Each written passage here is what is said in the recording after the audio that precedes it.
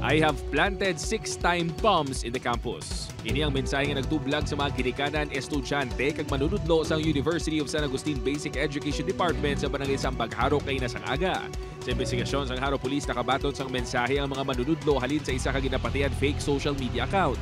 Nakasaan diri nga may ginbutang nga 2 ka bomba sa kindergarten kag 4 naman sa main building sang eskwelahan.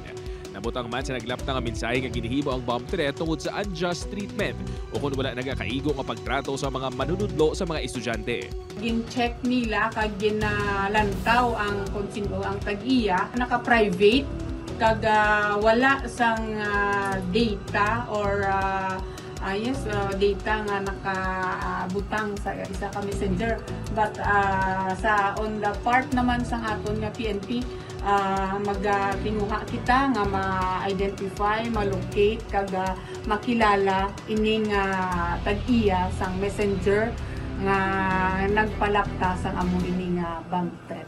Bangod sinigid tipo ng mga estudyante kag ginpahibalo nga may fire drill na nga patigayunon. Matapos natipon ng mga estudyante sa open space, gilayon nga ginpahibalo sang school administration ang mga ginikanan kag guardians. Sulo sa Iloy nga si Cathy nakalabot man sa ilang group chat ang amo nga pamahog gani insigida ini nga nagpadulong sa eskwelahan agud sugato ng iya bata.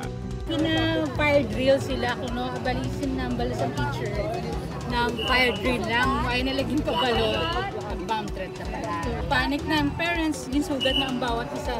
Isa-isa ginsikyar sa mga kapulisan ng mga buildings. Pasado alas 10 ang aga na sa gindeklarar nga cleared kag wala sang bomba nga nakita sa sulod kag wa sang eskwelahan. Gindeclare sang aton nga EOD no nga clear ang area for any destructive bomb or mga mga bomba nga makahalit sa aton mga estudyante. Gitinguan sa news team makuha ang bahin sa bulutuan apang wala pa ini sang opisyal nga pahayag. Upod kay Hasli Shato, John Sala. 1 Western Visayas.